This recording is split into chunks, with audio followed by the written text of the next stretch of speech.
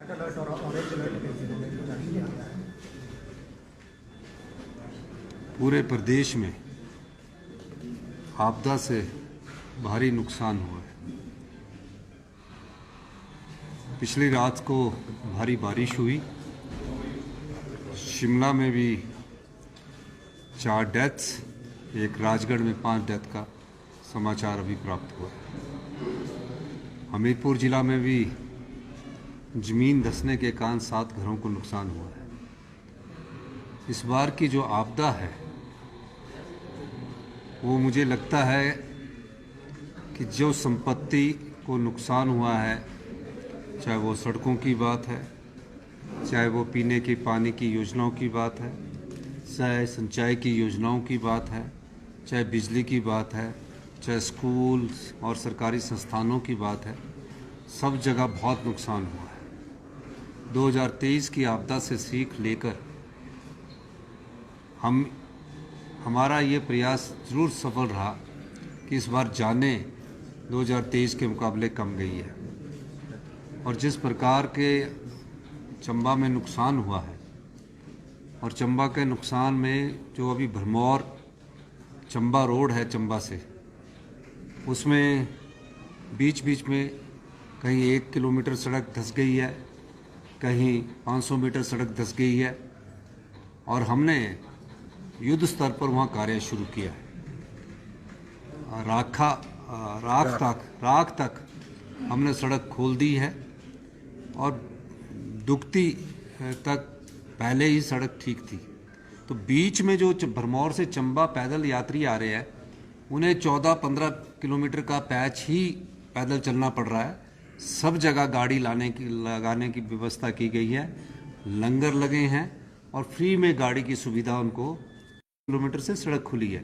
तो कुगती से लेकर राख तक जो पोर्शन है उसमें बहुत ज़्यादा लैंडस्लाइड है। 5 पोक लाइन लगी है। 4 श्रद्धालुओं की जो सभी आपदा प्रभावित परिवारों को जिनके घर टूटे हैं उन्हें फिर बसाएंगे, और जिनके पशु गए हैं उन पशुओं का मुआवजा देंगे। जिनकी ज़मीन फसलों को नुकसान हुआ है उन सब का दृष्टिकोण से हम जो वेट उठाने वाले हेलीकॉप्टर की भी जरूरत पड़ेगी तो उसके थ्रू भी हम पोकलाइन बचाएंगे। और सुबह ही एक घटना घट गई जिसमें एक JSW का पोकलाइन लगाई थी और उस पर बहुत बड़ा पत्थर आ गया। वो भरमौर में बैठे हैं। सारी कार्रवाई का माननीय जगत सिंह नेगी जी खुद आंकलन कर रहे हैं। मुझे पूरे उनसे बातचीत हो रही है और उन्हें पूरे अधिकार दिए गए हैं कि जो उस क्षेत्र के संदर्भ में जो कहना है करना है। और हमने कहा कि भरमौर से चंबा धन्यवाद करना चाहता हूं कि वो प्रदेश के हित में, प्रदेश के लोगों के हित में इस प्रकार की उन्होंने बात की है। सरकार से ऊपर उठ के बात की है। वो जानते हैं कि सरकारें आती है, सरकारें जाती है, और इस प्रकार की चिट्ठी लिखकर उन्होंने मुझे भी कहा है। मैंने उनको चिट्ठी के माध्यम से धन्यवाद भी किया है, और मैंने सभी संसद सदस्यों को भी कहा है कि आप भी इस दृष्टिकोण से आगे आइए और सरकार से केंद्र की सरकार से स्पेशल रिलीफ पैकेज दीजिए। जो रूटीन के पैसे वो तो आने ही हैं, जो हमारे मिटिगेशंस के SDRF NDRF के पैसे वो आने ही हैं। वो किस्तें 2 आनी है। 180 करोड़ रुपया हमें पहले मिलता है, दिसंबर में मिलता है। वो जब आपदा नहीं आती थी तब भी मिलता है, क्योंकि वो रिकमेंडेशंस है पूरे भारत सरकार की। उसके लिए स्पेशल रिलीफ पैकेज की जरूरत जो शांता कुमार जी ने कहा है, मैं उनके साथ हूँ।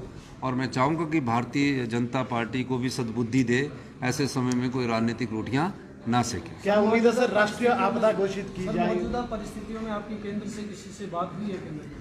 देखिए, मैंने साइंस एंड टेक्नोलॉजी मिनिस्टर से जो मैं बात करना चाह रहा था तो उनसे वो बाहर गए हुए थे, क्योंकि मैं चाहता हूँ कि हमें इसकी कारण भी ढूंढने होंगे। ये कोई एक कारण नहीं है। ग्लोबल वार्मिंग का कारण मेन है, क्लाइमेट चेंज का कारण मेन है। आज हिमाचल प्रदेश इस आपदा से जूझ रहा है। आने वाले समय में और पहाड़ी प्रदेश, उत्तराखंड, जम्मू कश्मीर, नॉर्थ ईस्ट इससे जूझेगा। और फिर आने वाले समय में इसका नुकसान, चाहे वो के किनारे नहीं है, जो